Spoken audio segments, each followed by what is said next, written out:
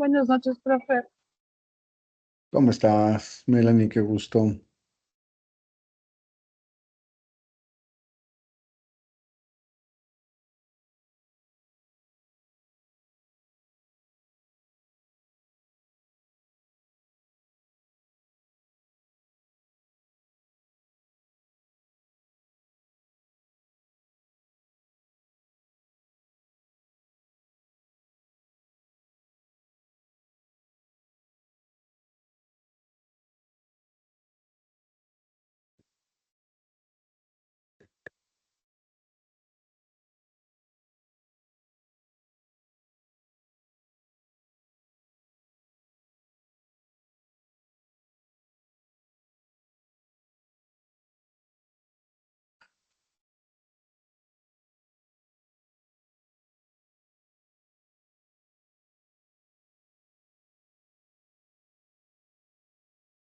¿Quién más falta?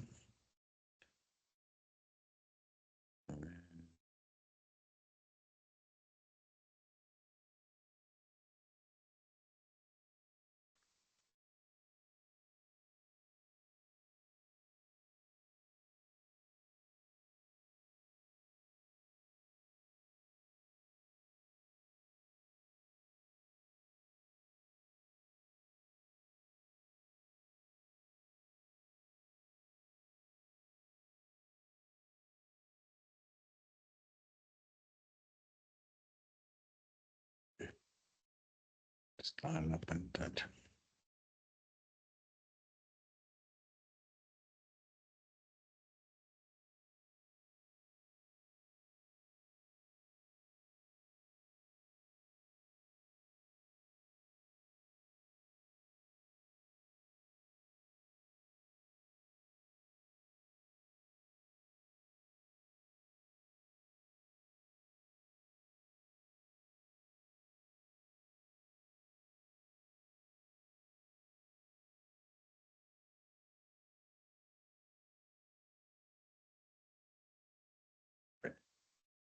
Faltan dos compañeras. Quería hacer un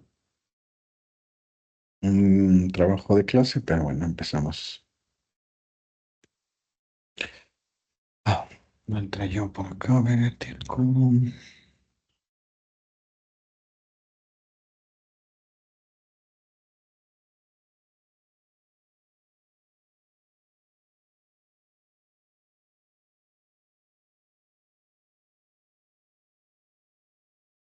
ya.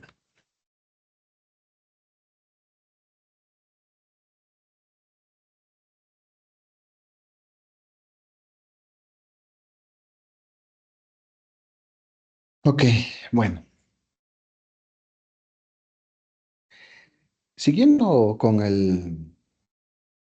un poco con la línea que vamos revisando, pero un segundo que con el tema de los proyectos. Acá escribimos no, por el momento no hemos realizado ningún documento tutor. Lo que sí hemos hecho es enviar que las indicaciones del proyecto.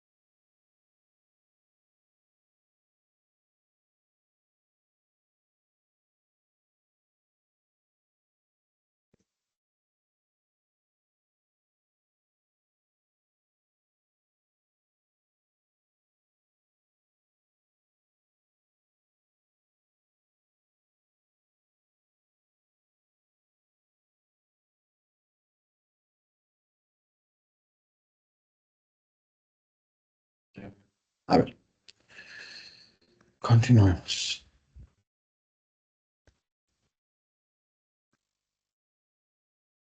Que continuando nosotros con el proceso, digamos, de esta unidad, nosotros estamos viendo las habilidades directivas dentro de la dirección de comunicación, nosotros estamos intentando bordear un poco sobre los casos, ¿no? Mi idea es un poco trabajar hoy día algunos casos emblemáticos que nosotros hemos visto y un poco interactuar con ustedes al respecto, es decir, cómo dentro de la comunicación puede llegar, digamos, a ser una herramienta importantísima para generar habilidades directivas, ¿no? Es decir, estas habilidades directivas aplicadas a la dirección de comunicación, es decir, ustedes como gestores de la comunicación y llevar, digamos, a un enfoque mucho más práctico, ¿no? Que nos permita tener incluso, dicho sea de paso, una perspectiva innovadora, una perspectiva de género inclusive, ¿no? Y en ese sentido, la idea es trabajar precisamente alrededor de estas dinámicas. Ok. ¿Cuáles son eh, la evolución que ha tenido estas estrategias, digamos, a partir de las habilidades directivas, ¿no? Por un lado, nosotros tenemos esto que nosotros denominamos, permítanme un segundo, y quiero poner también en pantalla.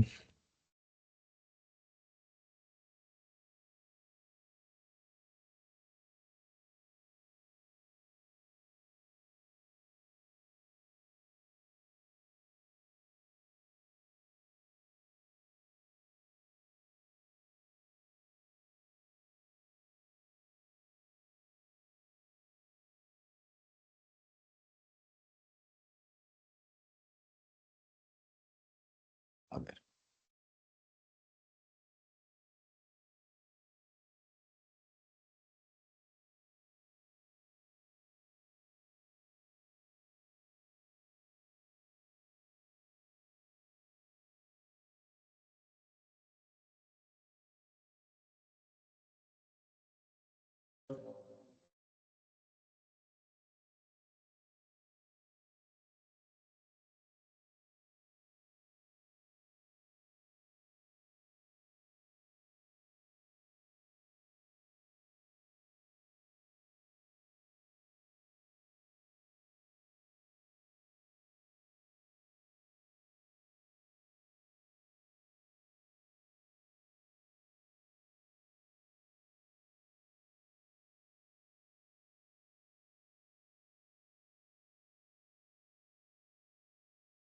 ok. Entonces les decía, ¿no?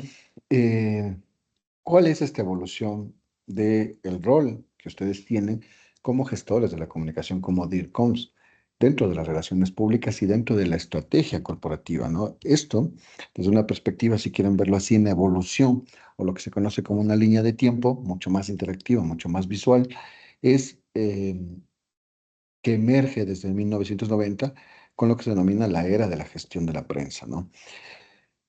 ¿Y cuál era el enfoque principal de esa era? Si nosotros remontamos y vemos en perspectiva, digamos, histórica, vemos que se controla, es decir, la gestión comunicacional de la prensa es controlar la narrativa en medios tradicionales. Cuando hablamos de medios tradicionales, evidentemente nosotros nos referimos a lo que es la prensa escrita, lo que es la radio, lo que es la televisión, ¿sí?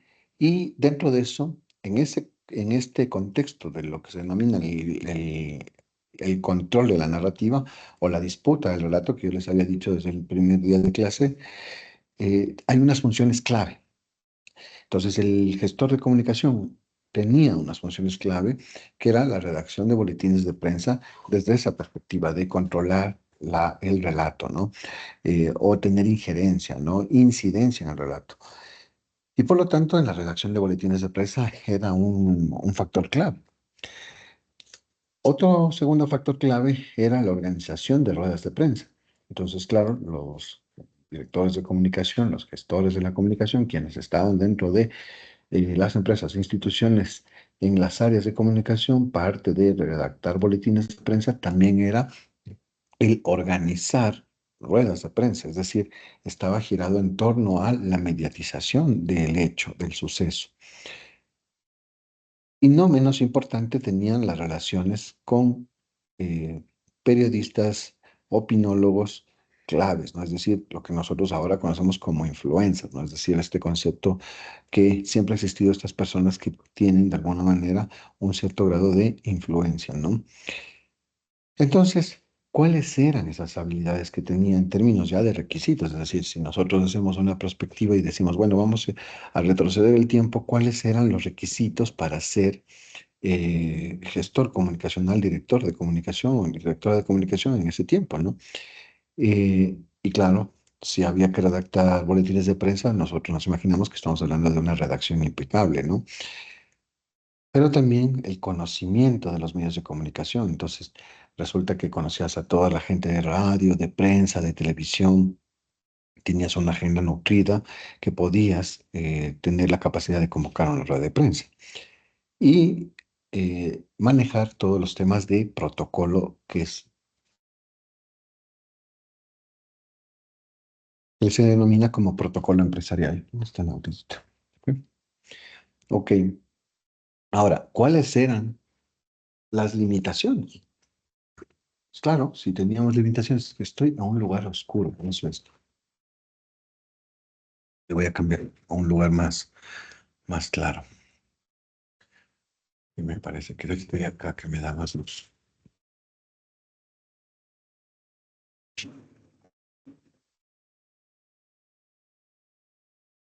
Exacto.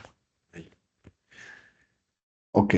Entonces, les decía, las limitaciones que tienen ahí, en este caso, son sobre todo en términos comunicacionales, que nosotros habíamos hablando, creo que en la tercera clase, de la comunicación unidireccional. No sé si recuerdan que hablábamos de este texto de Marcus sobre el hombre unidimensional, que me parece que debería ser clave enviarles a leer ese texto. Mm, Voy a anotar eso en nuestro chat para recordarlo.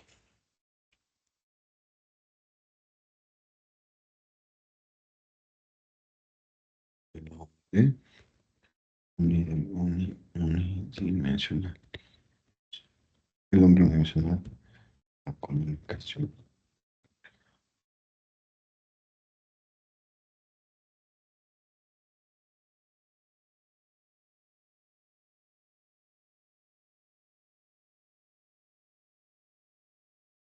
Ahí está. Así no me olvido.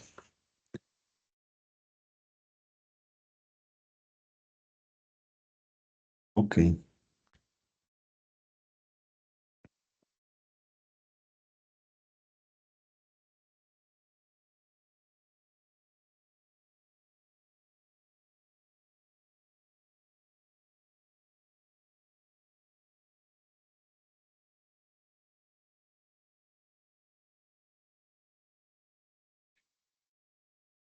Y dentro de esas limitaciones tenemos que esta comunicación unidireccional estaba pensada en la empresa hacia la audiencia, ¿sí? Y para el año 2005, vemos ahí justamente en la lámina un icono de micrófono, ¿no? Porque está pensada en lo que es las relaciones públicas y la gestión de crisis, por eso lo he puesto RPP y crisis, ¿no? Entonces, aquí ya en el 2005, del 90 al 2005, ya existe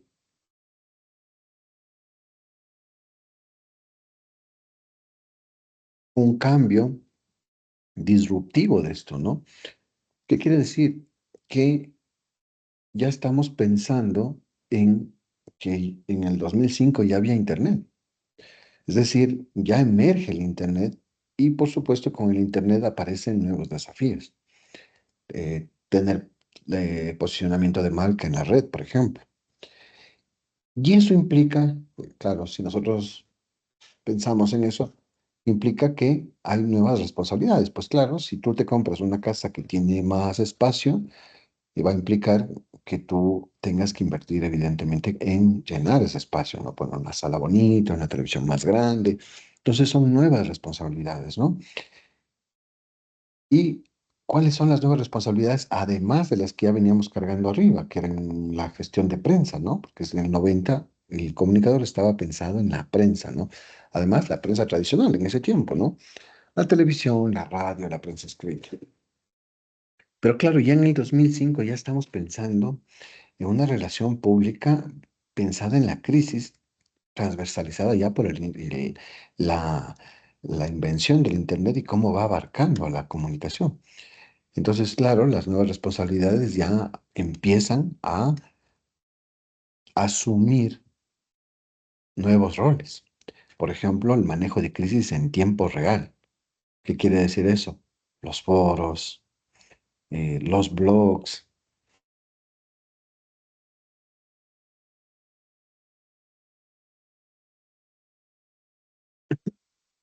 Me toso a mí.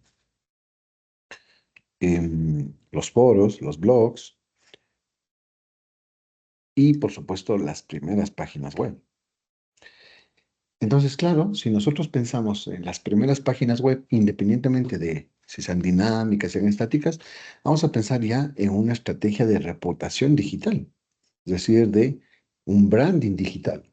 ¿Qué quiere decir eso? Que empezamos ya a trasladar lo que nosotros teníamos antes en términos de la comunicación de prensa, ahora ya trasladamos a reputación de marca, sumado a la prensa. Entonces es interesante. Y esta estrategia de reputación digital trae también consigo algo que es importante, porque claro, tú subes la imagen, el branding a la página web en ese tiempo, em, pero tienes que posicionar. ¿Y cómo posicionas eso? Pues claro, la Jennifer podrá decir, yo posiciono enviando a mis contactos. Quizás la Melanie diga, no, yo posiciono, yo podría posicionar a través de correos electrónicos.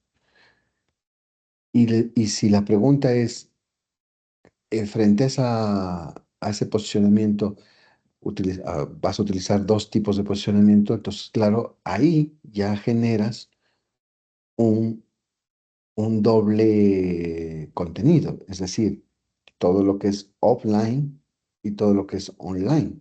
Porque, claro, se empieza a integrar, pues claro, tú hacías en ese tiempo flyers, pauta en prensa, menciones en la radio, ¿sí? Y con esta, en el 2005, con la llegada de esta nueva, digamos, estrategia histórica que aparece en Internet, ya pensamos en lo digital. Entonces ya pensamos en un banner,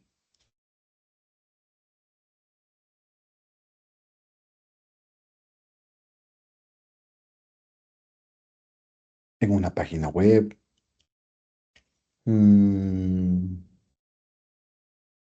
también podemos pensar eh, a partir de lo digital también, en los dominios, ¿no? O sea, la página web a través de su dominio. Y eso implicaba precisamente ya tener un posicionamiento dentro de la Internet, es decir, el .com, el .net, el .info. Entonces, se genera esto, ¿no? A partir, claro, de las estrategias de reputación digital. Y después nacen las primeras campañas que, les digo, son offline y online, es decir, hay una mezcla ahí. Y se van añadiendo habilidades directivas, ¿no? Porque es parte de esta, digamos, de sumar nuevas habilidades directivas. Y empieza, digamos, a añadir algo que no existía ahí, que era el pensamiento crítico para las crisis. Porque claro, si tú emitías boletines, no tenías, digamos, este criterio de evitar una crisis o responder a una crisis. Entonces, este pensamiento crítico frente a una crisis. Y eso implica analizar la data. Entonces, estamos viendo que en ese tiempo ya pensamos en analizar digitalmente la data. Y parte de las soluciones a una crisis es llegar a un proceso de negociación. ¿Cuál es el proceso de negociación? Por ejemplo, con los públicos y externos, es decir, los stakeholders y toda la diversidad que implica los públicos objetivos, ¿no? Pensemos en Coca-Cola. Coca-Cola enfrenta a un, digamos, a un enemigo que ellos tienen que se llama el movimiento anti-Coca-Cola.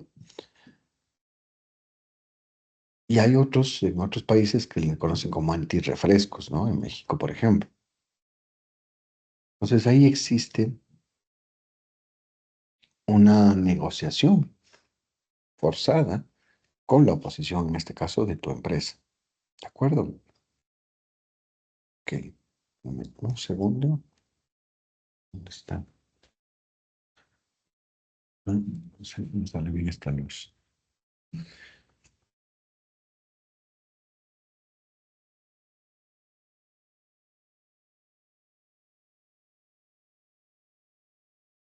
Y ya en el 2025, es decir, ahora, nosotros tenemos unas nuevas habilidades directivas que ya las vamos conociendo y que las vamos asumiendo y que pasan por un nuevo paradigma. Es decir, el director de comunicación se vuelve un arquitecto de la confianza corporativa y además un guardián, dicho sea de paso, un guardián de los valores intangibles.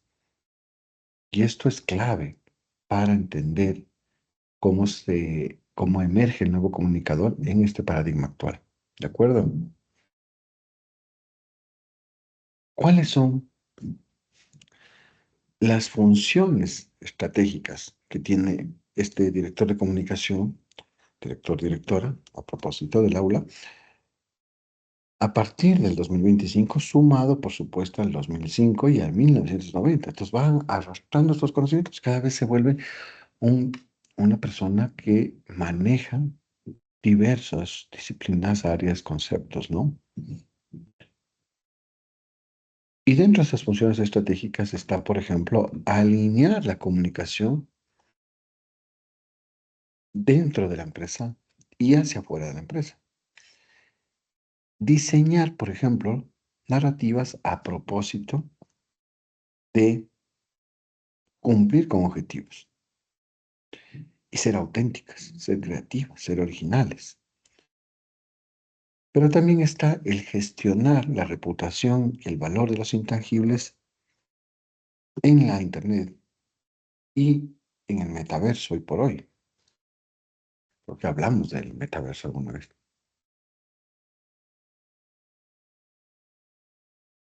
Y también existen las habilidades premium. Las habilidades premium que vendría a ser, lo he puesto como habilidades premium, la inteligencia emocional. Es decir, pensar empáticamente con los stakeholders y qué es lo que necesitan los stakeholders, ¿no? Eso es clave, porque implica generar una fluidez de datos, es decir, lograr interpretar métricas de confianza en tiempo real, ¿ok? Entonces ahí el dato es que del 68% de los DIRCOMs, cerca de 500 personas reportan directamente al CEO. Entonces, esto es interesante porque esto es una cifra que nos dice ya mucho. O sea, 500 reportan al CEO, es decir, al gerente general de la empresa. Y eso evidencia que hay un rol estratégico horizontal. ¿De acuerdo? Ok. Voy a tener un vasito de agua. Denme un segundo. No veo la luz aquí.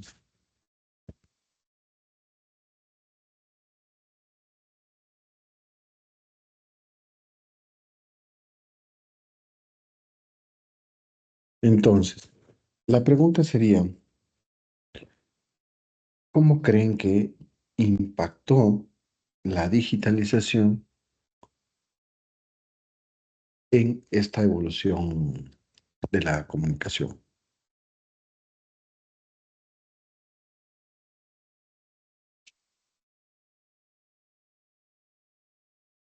Entonces,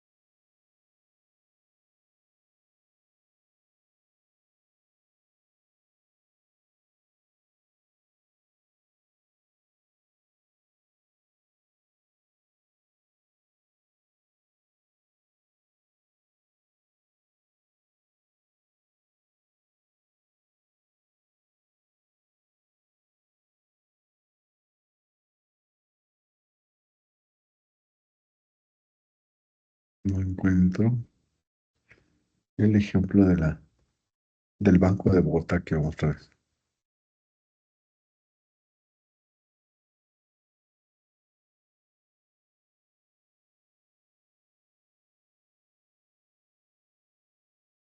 Pero tengo el aplicativo, aquí está.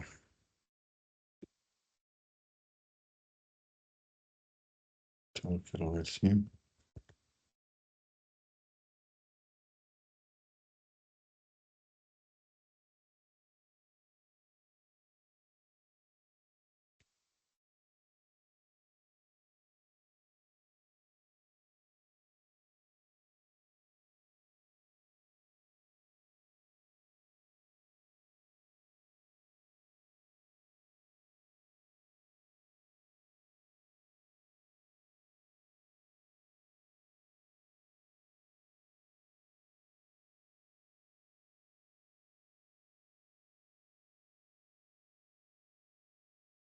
Está.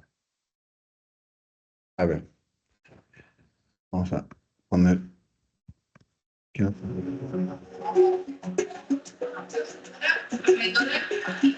Como profesora, uno de mis retos más grandes es lograr que mis estudiantes entiendan con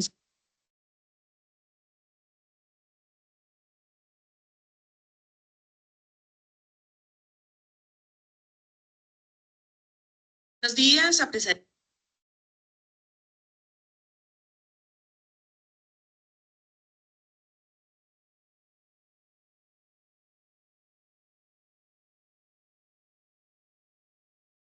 Me interesa que se conozca este ejemplo del Banco de Bogotá, cómo llevó la comunicación. Entonces voy a ponerle de ejemplo para que conversemos un poco de esto después de exponer. Inicialmente queremos dar a conocer que el Banco de Bogotá fue la primera institución financiera creada en el país hacia el año 1970. Se forjó como el banco líder de Colombia para el mercado de empresas, personas y el sector social. Esta entidad conforma y hace parte de la red del Grupo Aval, el conglomerado más grande de Colombia.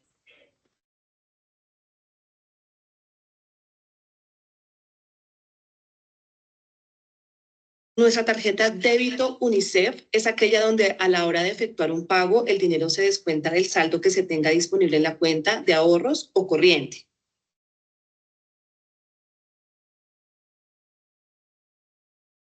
Nuestra tarjeta es una tarjeta débito con la que se puede donar el 1% de la totalidad de todas las compras que hagamos, ya sean nacionales e internacionales, y esta donación va directamente a la niñez colombiana. Y a su vez el banco iguala esta donación, es uno de los grandes beneficios que tenemos. Esa tarjeta le permite hacer compras en diferentes establecimientos comerciales, ya sea por internet, por PSE, etcétera, y lo mejor de todo es que no tiene cuota de manejo. Este lado va.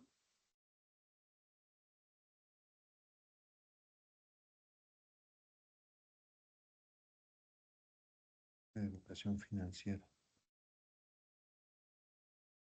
Es este.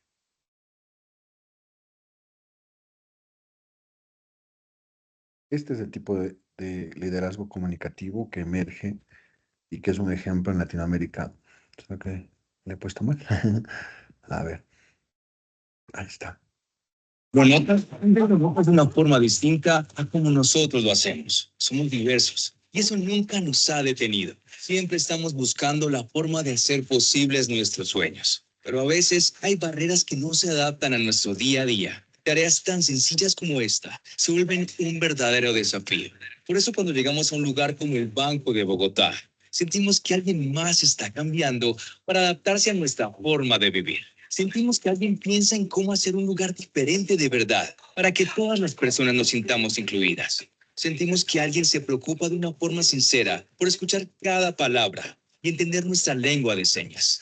Y también sentimos y comprobamos que en el Banco de Bogotá podemos encontrar un lugar para hacer todo lo que soñamos y mucho más. Lo notamos. El Banco de Bogotá día a día se esfuerza para adaptarse a nuestra rutina.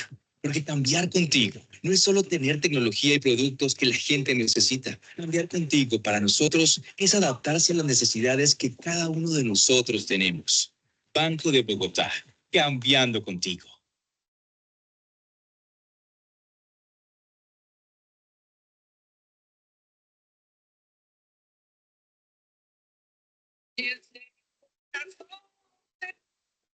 Ya. Ok, Melanie, ¿viste la perspectiva que genera este video? Me gusta mucho el de Banco de Bogotá, la verdad.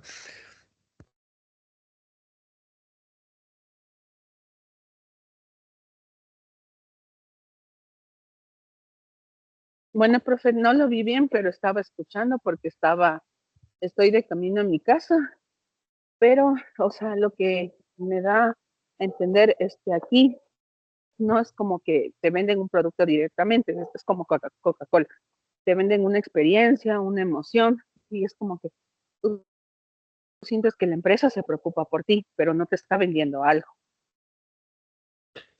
Claro, y es interesante, primero, este video lo he puesto a propósito porque hay un proceso que ustedes, digamos, esta aula es, digamos, un ejemplo de eso, y hay un tema de inclusión ahí. Entonces, ustedes van a ser líderes de todo lo que implica género, por ejemplo, responsabilidad social empresarial, es decir, ustedes van a hacer cosas muy disruptivas, porque claro, la sociedad está en este proceso justamente de recibir con brazos abiertos estas nuevas propuestas y de romper paradigmas, ¿no? Entonces, este banco tiene, digamos, mucho, incluso en Argentina lo copian, tiene una comunicación muy, muy interesante desde una perspectiva muy influyente, pero también tiene de educación financiera y es súper chévere también eso, porque en términos de eso, de la educación financiera, ellos suelen, creo que algo red, ellos suelen hacer también muy buena comunicación. Ok, bueno, sigamos, ¿dónde está?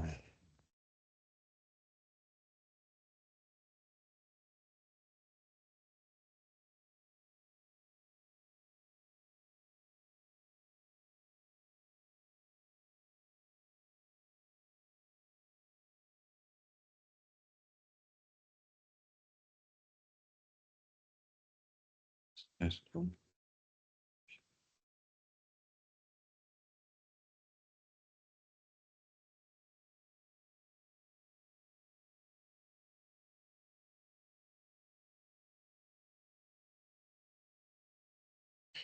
Entonces, ustedes como, no me conecté para seguir monitoreando. Ustedes como estas gestoras de la comunicación, directoras de comunicación ya, comunicación ya,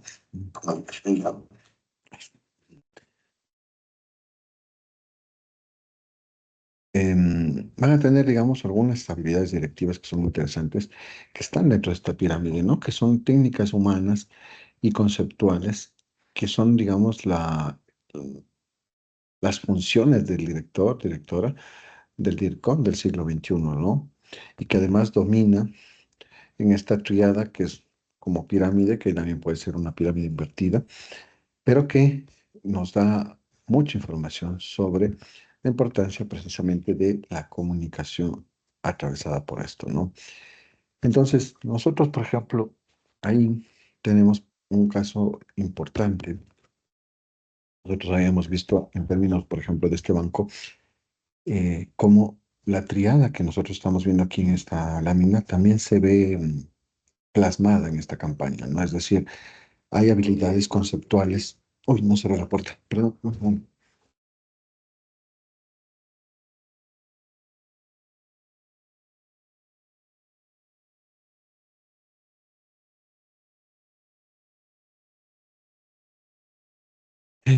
Habilidades conceptuales, que es el arte, por ejemplo, estratégicamente. Entonces, claro, pensamos estratégicamente y nos lleva a generar campañas de inclusión, de responsabilidad social empresarial. Entonces, de capacitación, de beneficios, por ejemplo, para los colaboradores. Entonces, ahí existe una habilidad conceptual que es pensar estratégicamente. ¿De acuerdo? Entonces, ¿cuál es, digamos, en ese sentido, una definición de esta estrategia de pensamiento conceptual estratégico? Que ustedes van a tener la capacidad para ver en prospectiva el panorama completo, el cuadro completo, como se denomina, y eso implica que ustedes van a alinear la comunicación con los objetivos corporativos, con la misión y la visión de la empresa. Entonces, ¿cómo lo van a hacer? Con, por ejemplo, storytelling corporativo, es decir, la narración de una historia. Hoy por hoy el storytelling es quizás uno de los procesos más importantes. También está el uso de narrativas, por ejemplo, en los reportes. Es decir, ya no es un reporte frío, una cifra fría, sino que se vuelve una cifra más cercana a partir de eh, una narrativa más de sustentabilidad, es decir, más cercana a la responsabilidad social empresarial. Entonces ya no son cifras frías, sino que acompañan con los reportes de sustentabilidad. Y también existe la técnica estructural, ¿sí? Que está aplicada, claro, a estos casos, ¿no? Que, vamos, o sea, de ahí existe un impacto de percepción eh, de la autenticidad de la estrategia corporativa, de la estrategia que ustedes están generando. Hay varios casos, ejemplos, por ejemplo, había uno en Brasil, el Lavallato, por ejemplo, no sé si ustedes escucharon de eso, em, cómo generan, ¿no? El caso Natura también en Brasil es interesante, que hace un storytelling. Déjenme ver si lo encuentro y les paso. Bien, familia. A ver. Storytelling.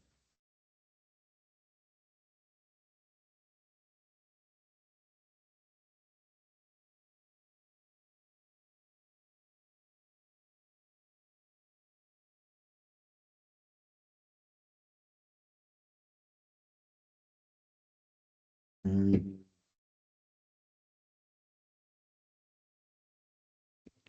Miren, por ejemplo, a ver, que es súper simpático cómo se maneja la campaña, ¿no? A mí me parece espectacular. Deberíamos replicar eso aquí en Ecuador. Inspirada en la pasión por la cosmética y por las relaciones, nace en 1969 en el corazón vibrante de Brasil, una marca que brillará en el mundo, una marca que aclama a la vida, en todas sus dimensiones, en los diversos colores, en latitudes dispares, una marca que invita a expresar la propia esencia, a reconocerla y desplegarla, a descubrir la belleza a toda edad y reflejarla en cada sonrisa. Una marca que nutre los vínculos, que cree que la venta directa es un puente entre las personas, una oportunidad para crear valor y llegar más lejos juntos. Una marca que venera la naturaleza como fuente de vida, que ansía que cada persona se sepa única en la cadena. Ojo, ojo con lo que acaba de decir, es clave esto. Lo voy a repetir, ¿eh? Llegar más lejos juntos. Una marca que venera la naturaleza como fuente de vida, Ahí hay una asociación ya, o sea, interesantísima, ¿no? Con la naturaleza. que ansía que cada persona se sepa única en la cadena de la vida y se comprometa a cuidar del otro y del planeta como cuida de sí. Una marca destinada para quienes eligen crear un futuro diferente.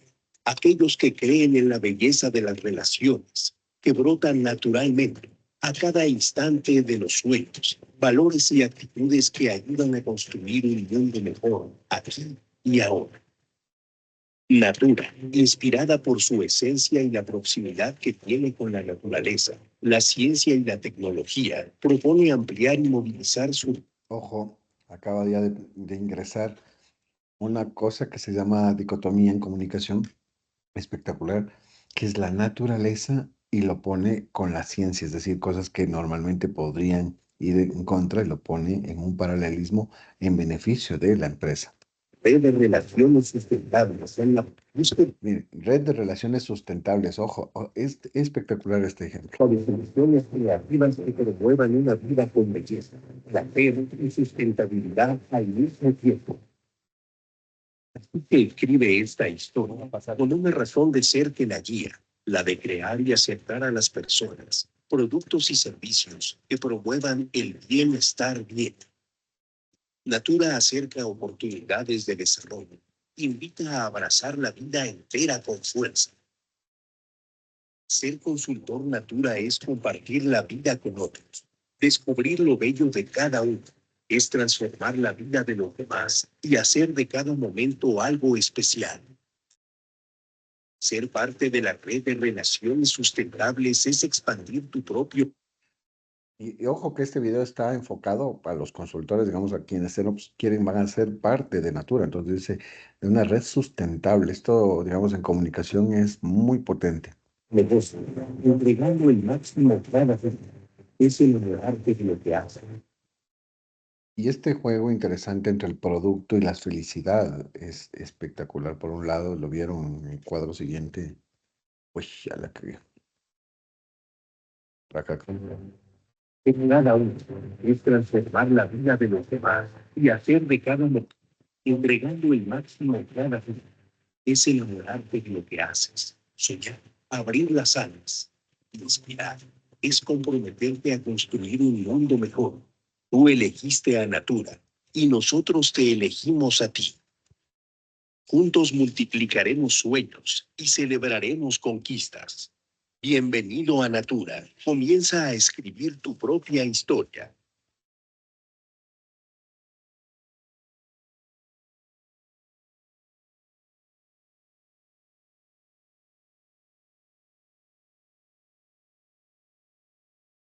Entonces, este video, por demás potente además, sí nos invita, ¿no? A entender, por ejemplo, justamente esto, ¿no? El storytelling, porque hay una generación de storytelling y además, digamos, una generación, una producción de un contenido audiovisual desde una perspectiva más de storytelling y está alineado totalmente a toda la estrategia, a toda la misión, la visión de la empresa, ¿no? Y los objetivos.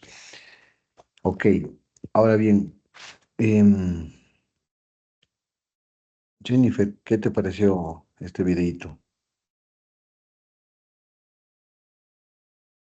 Perdón, profe, no le escuché. ¿Alcanzaste a ver el video un poco? Sí, un poco lo que pasa, profe, que tengo un poco mal el internet, casi se me paraba. Por eso no le entendí mucho, pero sí estoy poniendo atención. Claro, claro. Pero digo, alguna asociación que se te haya quedado, alguna imagen, algo. Es que se lo digo, profe, se me paraba la imagen, lo tengo en negro. Ah, ya. Bueno, ya lo pasé al chat para que lo tengan. Ya, Em, profe. este ejemplo de Natura vendría a ser, digamos, una cosa así como, no sé, Jambal puede ser, ¿no? No sé si conocen esta marca Natura. En Ecuador no es tan conocido, pero quizás ustedes sí la conocen. Pero hay un eje ahí transversal de la comunicación desde la sustentabilidad. Entonces, ellos apelan a los informes, ojo con lo que les decía, ¿no? Entonces ellos apelan a la ciencia, si quieren verlo así, a la estadística, a un informe técnico y lo unen a través de historias más emocionales, imágenes más emocionales. Entonces usan el poder del storytelling para sensibilizar, ¿no? Y vender la marca. Entonces, es, yo diría un ejemplo, y lo voy a poner como destacado para que me sirva en algunas clases o en este semestre o en el siguiente, porque ilustra de buena manera las habilidades directivas en acción. ¿Y qué hizo, digamos, ya en términos ya aterrizado a la práctica, ¿no? ¿Qué hizo Natura? Eso podría ser incluso una exposición, podría mandarles como para una exposición qué hizo, ¿no? Que, a partir del video y hacer una investigación. Pero ahí existe una estrategia central porque vincula sus productos, que son estos productos de belleza, ¿no? De cosmetología, con la conservación de la Amazonía, ¿no? O sea, es increíble eso, ¿no? y además con las comunidades locales de la Amazonía. Es decir, además que es de Brasil, ¿no? Entonces como que cuidan su territorio, es interesante. Y en sus reportes anuales,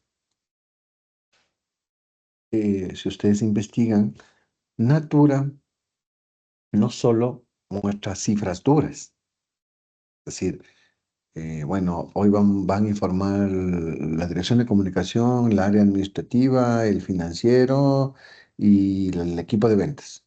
Entonces, ellos no solo muestran los datos duros de reducción, por ejemplo, de emisiones de carbono. Jennifer,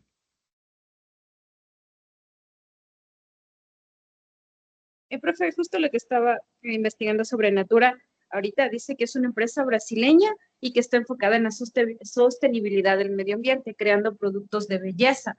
Y dice que es una amplia red de consultorios para los clientes y para las personas que son de escasos recursos. Todos los productos son naturales y libres de cualquier parabeno. Eso es lo que dice. Más o menos esto de Natura está como tiene una similitud con los productos de Seitu, que dice que son todos hipoalergénicos y todo eso, pero lo que se debe rescatar de esta fundación, digámosle, porque es también una fundación creada para las personas que tienen problemas dermatológicos, ellos son que buscan la sostenibilidad y que buscan también ayudar a las personas más necesitadas. Esa sería la gran diferencia entre Seitu y Natura, porque si bien es cierto, los dos son hechos de productos naturales y todo, pero esta fundación ayuda a las personas de escasos recursos, profe. muy buena investigación. Y yo escogí esta, importante esto que lo tengan en cuenta. Yo escojo esta porque, claro, ustedes, digamos, y no es un prejuicio, ¿no? Digamos, pero tengo la certeza de que van a tener más, un grado más de empatía de que yo les ponga, no sé, un equipo de fútbol, ¿no? O sea, estoy tratando de generar un ejemplo con esto, con esta Natura, que les motive, digamos, al menos a investigar precisamente esto. Y, por ejemplo, esto de hipogen, ¿cómo que dijiste? ¿Hipo qué?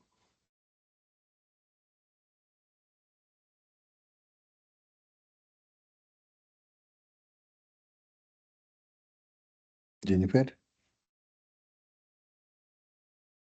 Sí, profe, dígame, porque se me entrecortó la última parte. ¿Cómo era que dijiste? ¿Hipo qué? Son hipoalergénicas, o sea que no tienen ninguna reacción y que está sujeta a cualquier tipo de piel. Ok. Bien, súper bien. Y además de lo que tú has dicho, entonces si vimos este video, y hay otros videos por supuesto, ellos tienen una técnica que transversaliza, que es la aplicación de la estructura que se llama el viaje del héroe, ¿no? Entonces vemos ahí como siempre está, digamos, ahí pensándose en que nosotros nos transportemos al trabajo que ellos hacen en las comunidades, ¿no? Y por supuesto, el reto lo logran, es que tú mires el video y sientas que estás cuidando la deforestación en la Amazonía. Eso es también súper chévere, ¿no? Em, Porque está ahí constantemente estas imágenes diciéndonos que esta empresa le apuesta a la sostenibilidad y por lo tanto a la defensa de la Amazonía. Y eso implica en estas tomas, ciertas tomas, no todas, evidentemente no es un video de activismo militante, pero existen comunidades y esas comunidades están empoderadas porque son beneficiarias de esta Fundación Natura, pero además empoderadas en todo lo que implica la protección de la biodiversidad de sus territorios, ¿no? Entonces, vemos cómo las mujeres nativas, locales, aparecen en estos videos corporativos, ¿de acuerdo? Entonces hay una percepción de autenticidad de ahí, ¿no? De esta característica, digamos, de esta estrategia publicitaria. Ahora, ¿por qué funciona? Claro, la pregunta es ¿por qué funciona? Porque podría no funcionar, ¿no? Entonces, la pregunta de cajón es ¿por qué funciona esto? ¿Por qué funcionó? Además de pensar que es un storytelling, ¿no? El storytelling tiene algo en particular. A ver, Melanie. Jennifer, ¿querías decir algo? Sí, profe, pero también en lo que estoy consultando, también hay dos tipos de empresas Natura. Una que está asociada a Nestlé, que son de productos de bebidas, que también ellos están enfocados hasta la sostenibilidad del medio ambiente, pero a través del reciclaje. Entonces también ellos también dicen que igual a través de todas las donaciones o de todos los recursos que ellos obtienen a nivel mundial, porque es una marca a nivel mundial que lo protagoniza Nestlé, dice que ellos también están ayudando a las personas del África que no tienen alimentación. Pues también por ese lado, estas dos marcas, digamos así, son, casi tienen el mismo nombre, se están enfocados en una misma área, pero sus productos son diferentes. Eso quería acotar, profe. Claro, bien, y muy buena la diferenciación. Te pregunto, te reboto, querida Jennifer, ya que estás ahí, ¿qué Sí, te, dígame, profe. ¿qué te engancha más? Hacia ti, en lo personal y en términos, digamos, pensada, digamos, si te dicen a ti, vamos a hacer una comunicación, ¿no? Entonces, ¿qué te engancha más? ¿Una publicidad así fría, de lo que sea? ¿O lo que en TikTok y en Instagram le denominan un story time, ¿no? Story date, algo así es, ¿no? Profe, en lo personal, a mí como mujer que soy, y enfocándome a los productos de belleza, podría ser, porque se ve qué tipo de maquillaje es, o sea que, como usted dice, en los shorts de Instagram que lo suben, se ve el tipo de maquillaje, cómo le maquillan, cuál es el terminado. Entonces, en lo personal, yo digo que vendría a ser como que los videos cortos, que son cortos a su vez, pero nos dicen mucho. Se puede ver la aplicación del maquillaje, bueno, un ejemplo, ¿no? Del maquillaje, ver cuál es el terminado. Ese sería mi punto de vista. Bien.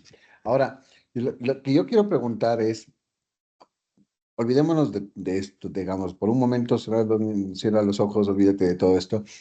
Estás en tu teléfono, quizás ya a la hora de descansar después de toda la jornada de la universidad, son las 11:30 de la noche y dices, bueno, voy a ver un poquito hasta dormirme, que seguro lo haces, ¿no? ¿O no? Y, y yo te digo, ¿en dónde te quedas tú? Aparece un chico o una chica diciendo story time de cómo conocí a lo que sea, o cómo entré al supermercado de no sé qué, o cómo viajé a Galápagos. O sea, también aparece, no sé, las noticias de la asamblea. O sea, ¿qué te engancha más? ¿El History Daytime de lo que sea o las noticias de la asamblea corporativas institucionales? Para mí sería el story time que está pasando, digamos, de una agencia de viajes, porque sí, bueno, de mi particular, casi la política es aburrida, hablan de lo mismo y se viven peleando. Entonces, de mi parte, algo que me llame la atención sería esto de la agencia de viajes, como que me da la opción a curiosear un poco, a saber cuánto está el pasaje, si quiero, tengo ganas de irme a algún lado, como que ya ir conociendo en ese punto. Bien, a eso voy. Excelente. Entonces, esta marca y otros, por supuesto, esto solo es un ejemplo y lo que acabas de decir, o sea, esto lo que acabas de decir es una información importantísima que seguro muchos estrategas de la nueva asamblea estarían dispuestos a pagar mucho dinero para esto, o sea, para que alguien les diga que necesitan generar una conexión emocional, porque la información es aburrida en términos políticos y claro, es institucional. Lo importante ahí es generar una conexión emocional, como lo ha hecho Natura y como ha hecho la Asamblea de Chile, por ejemplo, el Senado de Chile, que me parece que es. Y eso implica contar las noticias que son aburridas, o en el caso de Natura, a partir de historias humanas. Storytime, storytelling. Entonces lo haces tangible porque le estás viendo a la vecina, ¿no? Doña Martita. Doña Martita fue beneficiaria de la nueva ley. Ya no es, o sea, hicimos una ley, ¿quién también la usará, no? Sino la ley de, qué sé yo, de protección animal. Entonces, eh, Paco tiene una escuela de entrenamiento de cachorros, de rescate de animales, una fundación. Entonces, aterrizas eso y la gente empieza a darse cuenta, digamos, ya en términos más cercanos, ¿no? ¿Qué es lo que acabas de decir tú? Y eso implica, claro, lo que ha hecho esta empresa Natura, eh, innovar, es decir, cambiar los formatos, innovar los formatos que se están haciendo actualmente por nuevos formatos. Eso implica, por ejemplo, dejar, qué sé yo, de usar el típico noticiero, de usar boletines en PDF, y así sucesivamente, ¿no? Pero no por eso deja de ser formal. Y aquí viene lo importante, que es lo que nos da este ejemplo, que ejemplo es bonito porque hay una credibilidad detrás de esto. Es decir, si bien hay una historia, pero hay una credibilidad. Entonces, ¿qué quiere decir eso? ¿Cómo te vuelves creíble, más bien dicho? O sea, ¿cómo te vuelves creíble? Con datos, o sea, datos duros. Entonces yo digo, eh, ¿sintieron el temblor? No, o sea, solo vos, capaz, te movieron la cama. Entonces, tú coges y buscas y dices, mira, el Instituto Geográfico Militar reportó un temblor de 1.2, yo así lo sentí. Entonces dice la gente, ah, mira, ve, si ha habido un temblor, ve. Y se pasan el meme y diciendo, sí, sí, sí hubo temblor, cierto ha sido. Porque te estás basando en un dato duro, es decir, en un testimonio real, y eso le genera un equilibrio de realidad a tu historia. Pues ya no es una historia inventada, sino que está basándose en un dato duro, un dato real, ¿sí? O en un testimonio. Cuando dices, vamos a ver, la mejor papa, ¿cómo es la mejor? El mejor encebollado. ¿Según qué? Según el ranking del concurso de encebollados, del mundial del encebollado, no sé qué, no sé cómo. Este es el mejor encebollado. Está en segundo lugar. Vamos a ese. Entonces te apoyas en datos, ¿no? Dices, yo quiero ir a probar ese porque dicen que es el mejor. ¿Quién dice? El ranking. Ya hay un dato duro. ¿Ok? Entonces,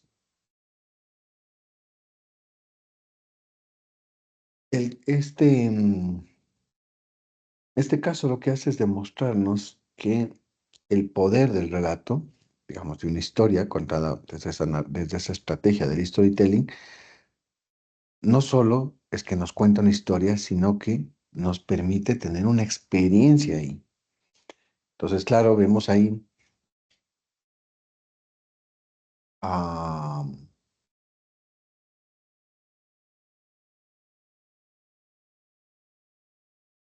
al video de Natura. Y ya no solo vemos la historia, sino que vamos sintiendo esa experiencia y nos moviliza a una acción. Es decir, nos permite empoderarnos de esa marca. De hecho, yo no lo conocía, pero me gustó mucho. Digo, capaz es como Yambali, tendrá algunas cosas para hombre, ¿no? Es ideal para eh, que nos genere cercanía y empatía, ¿no? Y tratar de sentirlo tangible, es decir, que yo quiero ser parte de eso, ¿no? Ya por poco sientes la Amazonía, ¿no? Bien.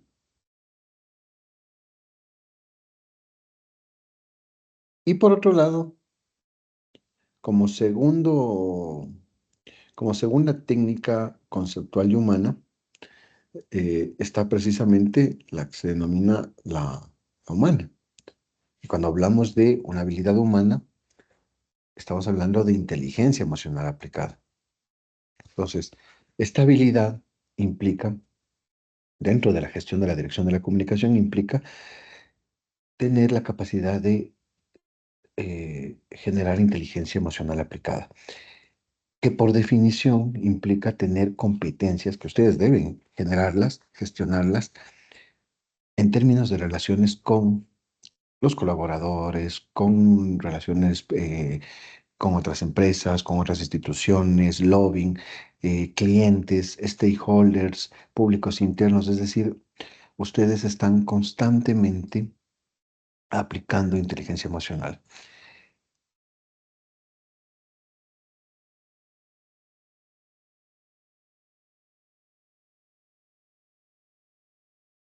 Un, un ejemplo de esto quizás es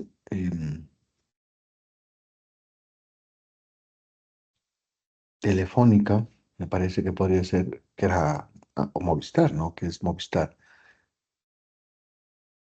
Voy a ver si encuentro esto.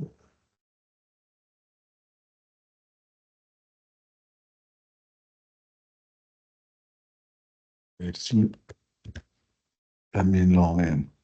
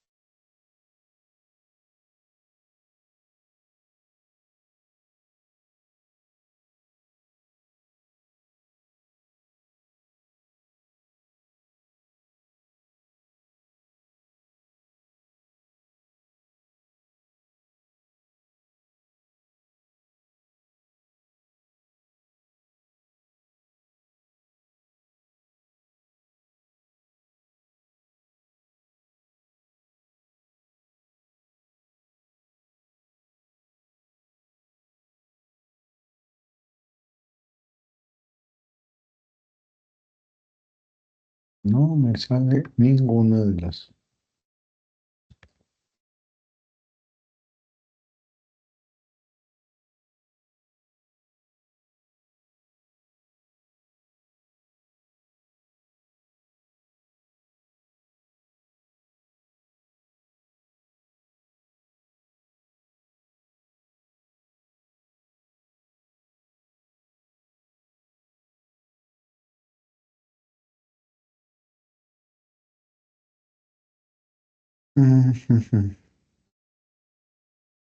A ver, pongámoslo así más bien.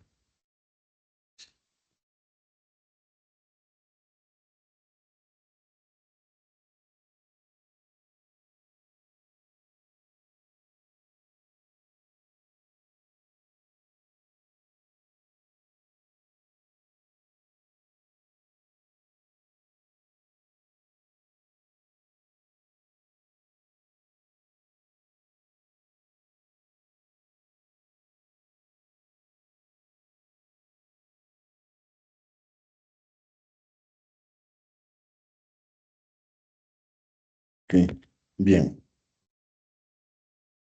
Melanie, Sí, profe. ¿qué harías tú desde esa perspectiva que estaba hablando de la empatía, ¿no? ¿Qué harías tú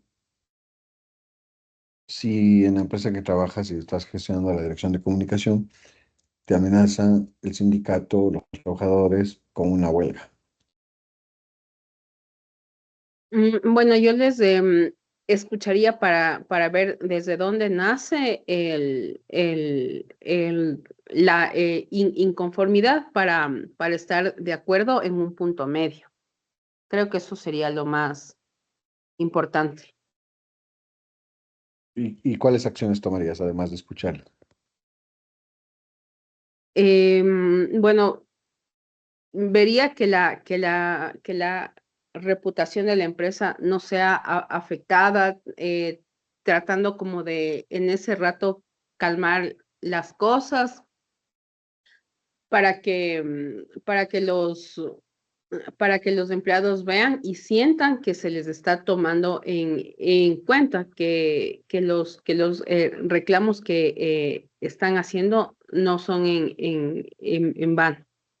¿Qué más podría ser? Eso básicamente, profe. Bien, Mediar sobre todo. muy bien. Jennifer, Profe, desde mi punto de vista, uno, primero tendríamos que entrar en un diálogo, conocerles las diferencias que hay, saber qué problema y desde dónde se origina el problema. y, como se dice vulgarmente, negociar entre los empleados y, digamos, el personal administrativo o dueño de la empresa para poder llegar a un consenso y evitar que, haya pérdidas económicas y que la reputación de la empresa se vea afectada. Porque, si bien es cierto, cuando hay una huelga, no es que solo se queda dentro de la empresa, sino que ya se hace a mayores, en redes sociales empiezan a subir y eso afecta a la reputación de la empresa, baja la economía, hay pérdidas, con un día que no se trabaje se generan pérdidas. Entonces, mi estrategia es conversar, tener un diálogo, saber qué es lo que está pasando, porque muchas de las veces se genera este tipo de inconvenientes en las empresas cuando no están de acuerdo con los sueldos. Entonces, se tocaría mediar, como dijo mi compañera, y saber, tener un diálogo y llegar a un consenso y ver cómo buscar soluciones y ver cuál es lo que qué es lo que, qué problema está afectando a los empleados. Como digo, la mayoría de las veces son por los sueldos. Entonces sería, si es que la empresa ha generado unas buenas ganancias, por ende también a los empleados se les tendría que dar unos incentivos económicos para que puedan estar tranquilos y trabajen con felicidad, como usted lo decía en la anterior clase. Ujú, sí, sí, muy bien. Ahora, martillemos más esto. Me interesa martillar esto más porque, o sea, lo que han dicho está bien. Y, o sea, si yo fuera como un poco conformista, si quieres verlo así, me quedo con eso. Pero, digamos, en casa, probablemente si alguien se enoja, va a llamar al diálogo. Es decir, pensaría yo que es como una solución, el diálogo es una solución, no sé si decir de moda, pero digamos, es una solución que está. Ahora, a donde quiero llegar yo es, sí, todos hemos coincidido en el diálogo, me encanta, pues, claro, no vamos a mandarles a militarizar, me encanta que todos hablemos del diálogo. Ahora, martizar un poco es el cómo dialogamos, esa es la estrategia. Entonces, y aquí es donde, digamos, es que es la parte positiva, digamos, mía, es el cómo dialogamos. Es decir, porque claro, si tú te sientas o estás en una empresa y dicen, la gerencia te dice, tenemos una amenaza de una huelga, o el ministro o lo que sea, van a tomarse las instalaciones, entonces tú dices, llamémosles al diálogo. También la persona que está, digamos, pasándole el café en ese momento también va a decir eso, es decir, pero ¿cuál es el valor agregado que tú vas a dar ahí? Y es pensar en el cómo vas a dialogar. Es decir, todos coinciden en que vamos a dialogar, por supuesto, pero ¿qué es el diálogo? Y, a ver,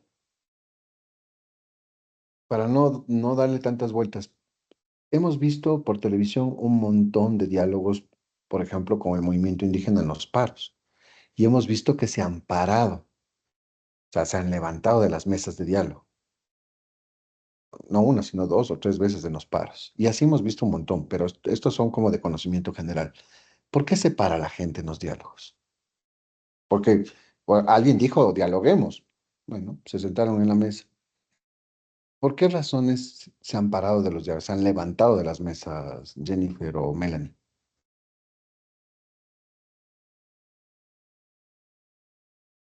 Porque no Profe, están de porque acuerdo muchas con las políticas. A ver, pero ojo, pensando en la huelga, entonces, ¿cómo evitas la huelga? Porque claro, nunca se evitó, ¿no? Pero ¿cómo evitas la huelga? Entonces dices, dialoguemos. No, pero, o sea, ¿cómo? O sea, ya, o sea, sí, alguien dijo eso, evidentemente, se sentaron en la mesa y se levantaron y dijeron, esto no es diálogo, o sea, se fueron, lo que sea. Entonces, ¿qué falló ahí?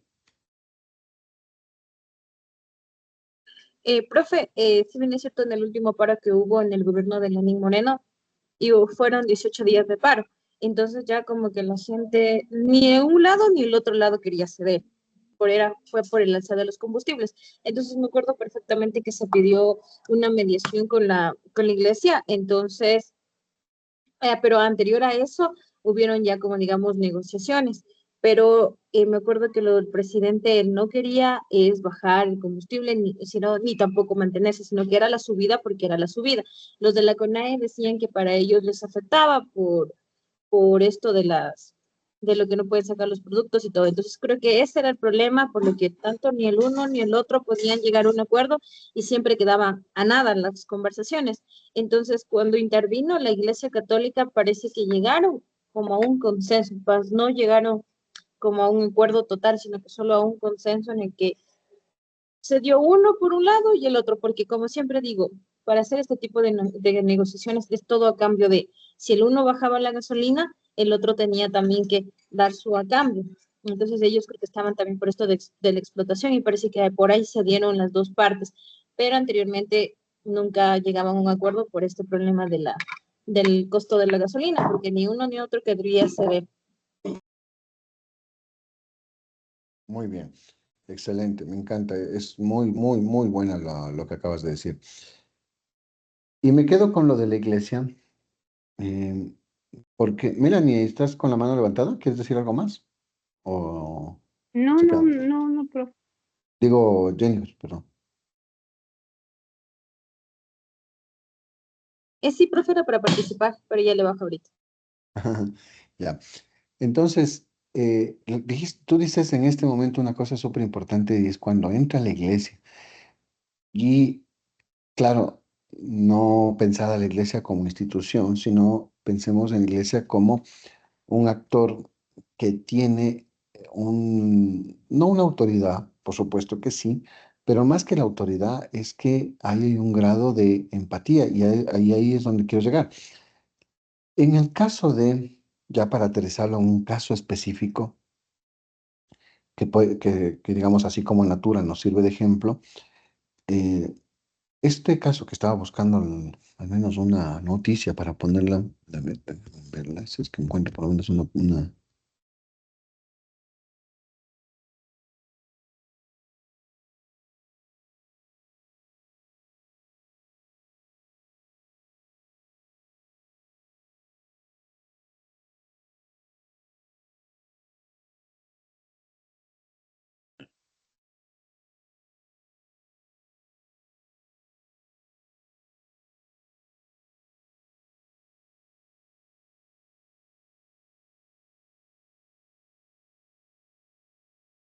Puede ser esto.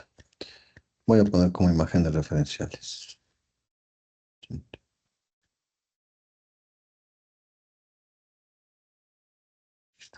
Esta me sirve.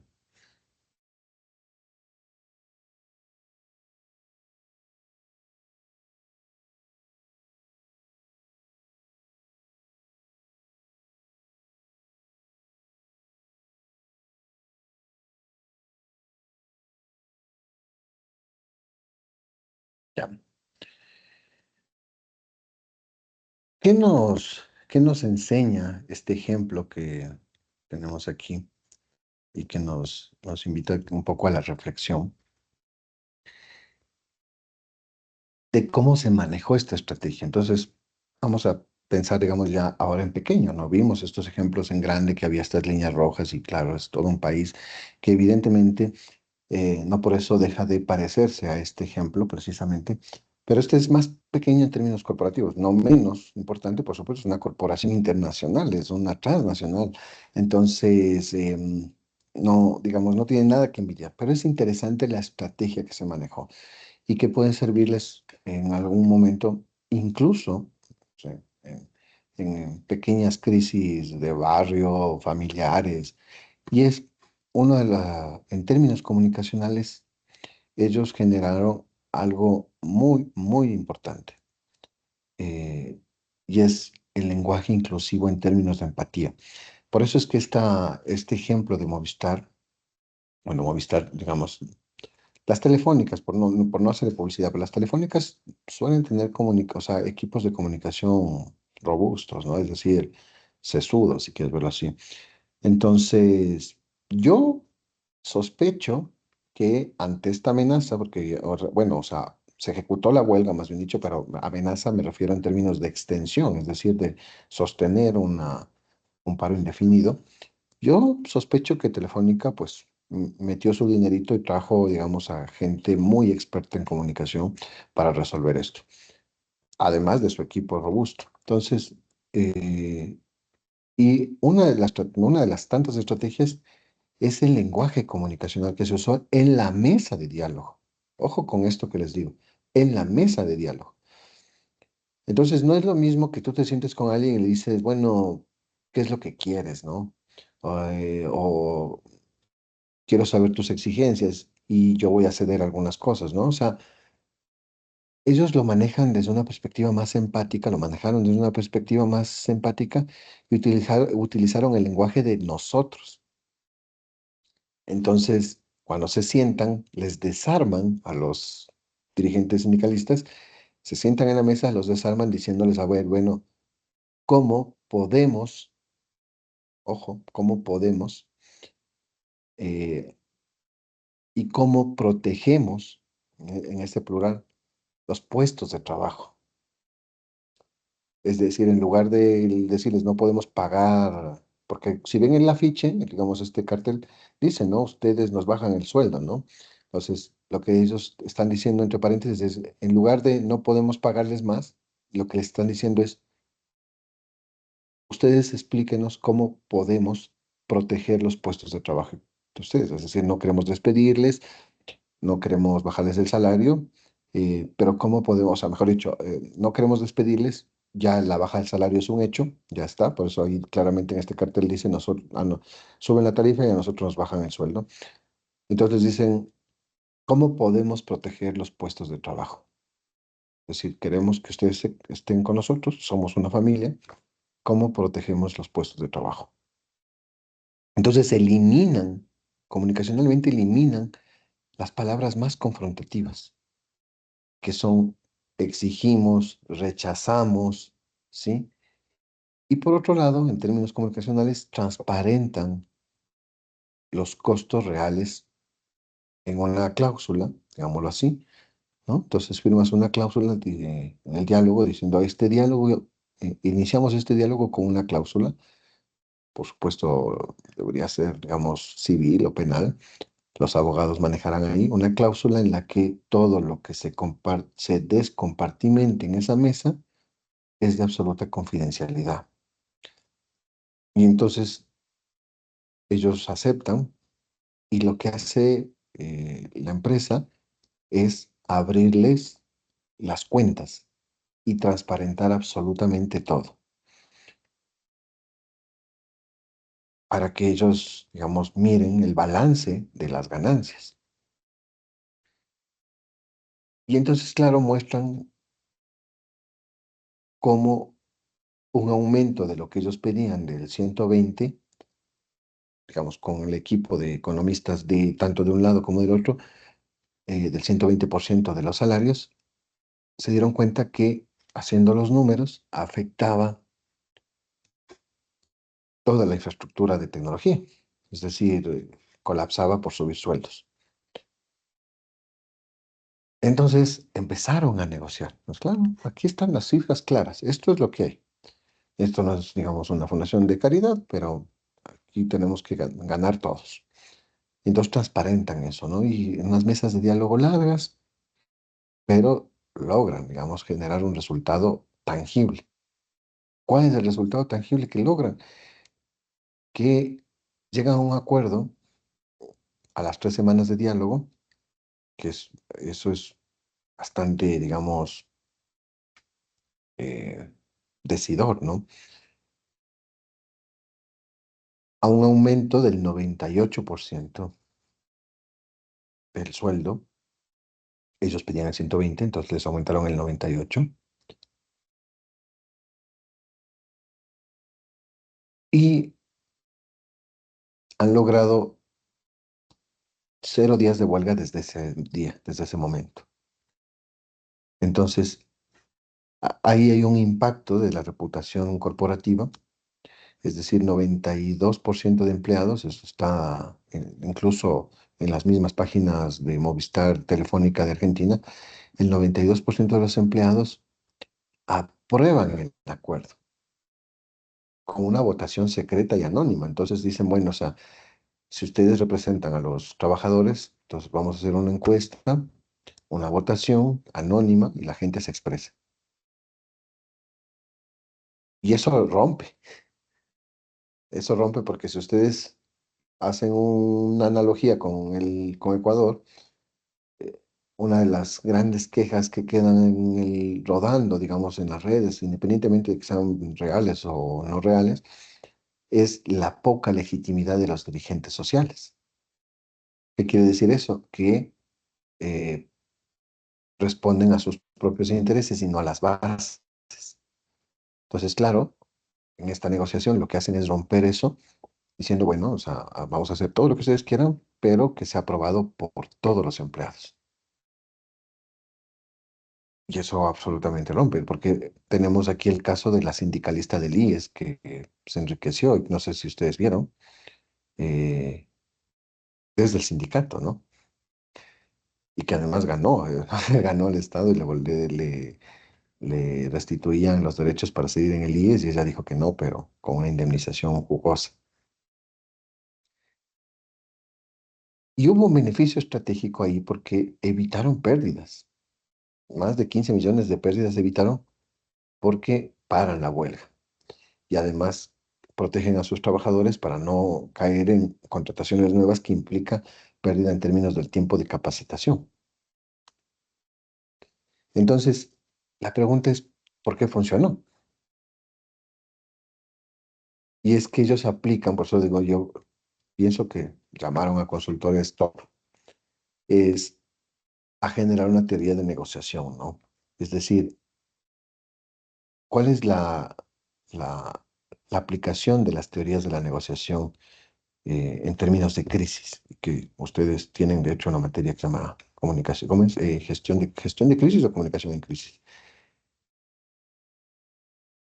Y dentro de esta teoría de la negociación en crisis y que en comunicación es súper importante, es pensar en los intereses y no en las posiciones.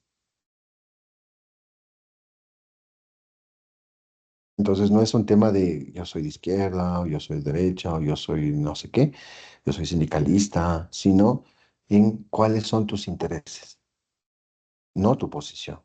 Entonces, eso lo entendieron muy bien, Movistar lo aplicó muy bien y entendió que los intereses de los trabajadores era tener seguridad laboral.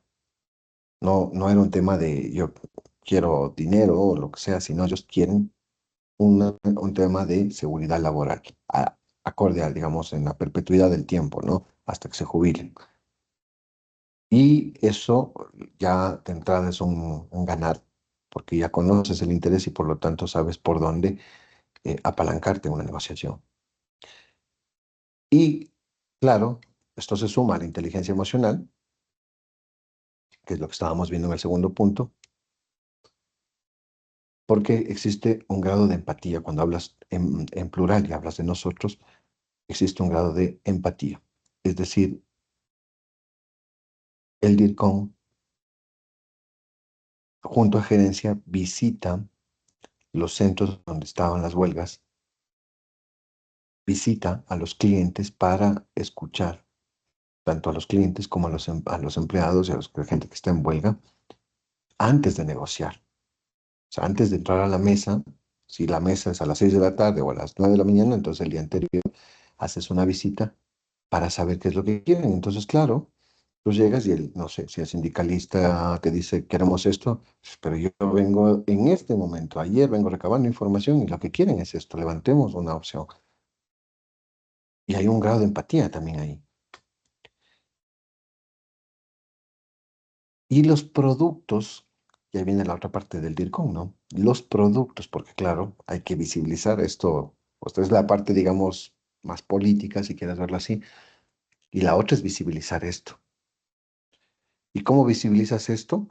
Me parece que Melanie decía, ¿no? A través de unos productos. Y estos productos volvemos, ¿no? O sea, claro, hay que hacer, no sé, stickers, memes, reels y lo que sea, todo lo que sea que hacer. El tema es el cómo. Vuelvo a insistir, siempre es pensar en el cómo, ¿ya? Porque seguro mi sobrino de 15 años va a decir, hay que hacer un reel. Sí, obvio. Tal vez. Hay que sentarse al diálogo, sí, obvio. ¿Cómo?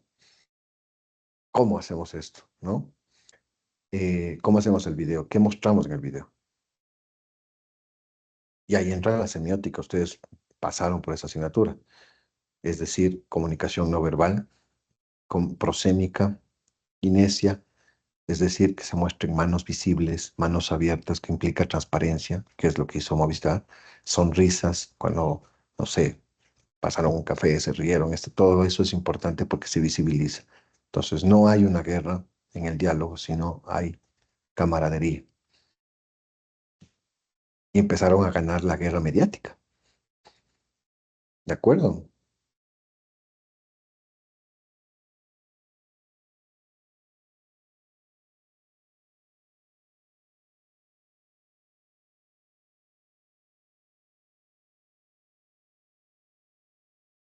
Ok.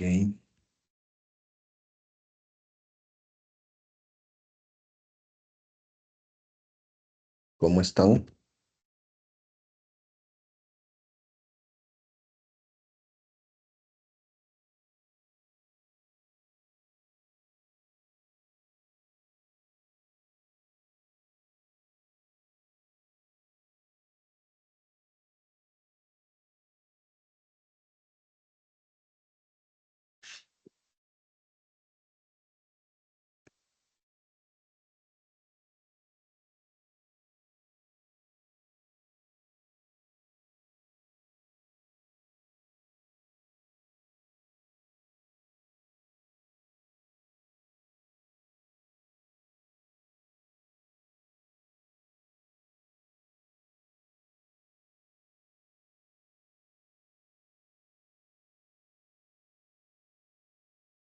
¿Cómo les va?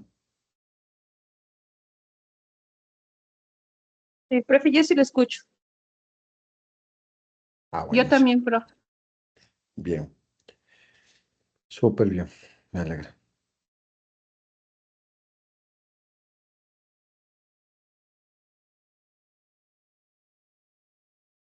Y para finalizar,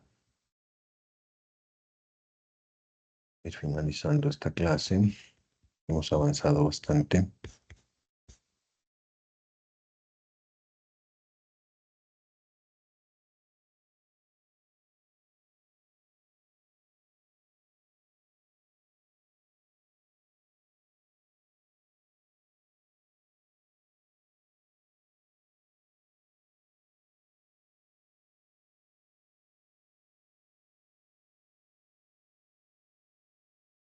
Estamos con ello. Tenemos también eh, las técnicas, es decir, eh, manejar las técnicas que son SEO, métricas, es decir, absolutamente todo lo que es el Big Data, todo lo que implica el geomarketing, el targeting, todo lo que implica el- la segmentación, por ejemplo, de los mercados, de los públicos, ¿sí? Eso también es importante manejarlo. Bien. Y entonces nos encontramos con un estilo de liderazgo. Entonces, claro, dentro de ese estilo de liderazgo, nosotros tenemos ahí mm, aplicados estos liderazgos a la comunicación corporativa. Y vamos viendo cómo y cuándo aplicarlos. Es decir, no es que es una cualidad en términos de un líder para cada uno, sino más bien es transversalizar este tipo de liderazgos desde su gestión comunicacional. Es decir, ser un líder autocrítico implica, por ejemplo, tomar decisiones de manera unilateral, sin consultar al equipo, a veces por emergencias, ¿no? Pero también implica una comunicación verbal clara, es decir, dar órdenes directas y claras. Y eso implica precisamente un control estricto, ¿no? Em, Eso por lo general a veces son en crisis urgentes, un terremoto, una sonada, que implica justamente el romper el protocolo y hacerlo de manera rápida, ¿no? Un hackeo, por ejemplo, a los servidores, ¿de acuerdo?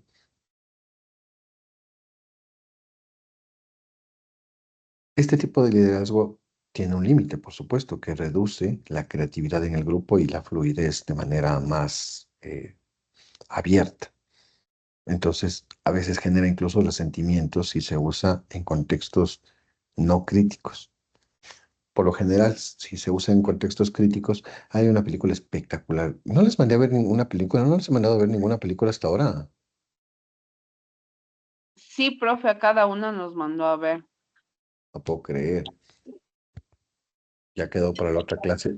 Les mandé primera, claro, ya me acordé. Qué barbaridad. Eso, y no han de haber visto.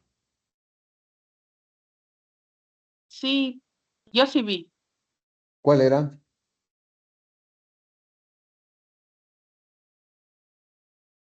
A ver, Jennifer, ¿dijiste o Melanie? ¿Quién vio? Perdón, profe, En- no le escuché. ¿Quién vio la película? ¿La Melanie o la Jennifer? Y Yo, no, profe, yo no he visto la película. ¿Quién vio? yo, profe, pero déjeme buscarle porque sí tenía guardado por aquí. Ah, ya sé cuál viste. Tú viste, y justo pensaba en esta, The Post. Aquí hablan de este estilo de liderazgo, justo el autocrítico. En esta película se habla de esto.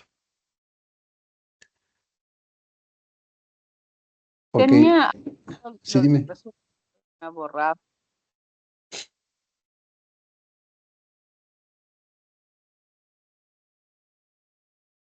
Sí, profe, se te borró. sí. Ok. Bueno, esta es interesante, esa que tuviste. Y por otro lado está el liderazgo participativo, que es el del modelo IE. Entonces, lo que voy a hacer es mandarles, tengo que mandarles una, tengo que mandarles digamos, unas indicaciones para la exposición, digamos, de la siguiente clase, con referencia a estas películas que hablan justamente del modelo de liderazgo. Eso es lo que vamos a hacer. De hecho, eso mismo lo vamos a hacer. Bien. Mm, ok, yo, no ha venido María Paz ni la otra compañera, pero más o menos por ahí podemos ir finalizando por hoy esta clase, si les parece, y ya les mando las instrucciones en el WhatsApp para la siguiente clase, hacer la exposición de estas películas a partir de los liderazgos. ¿Les parece?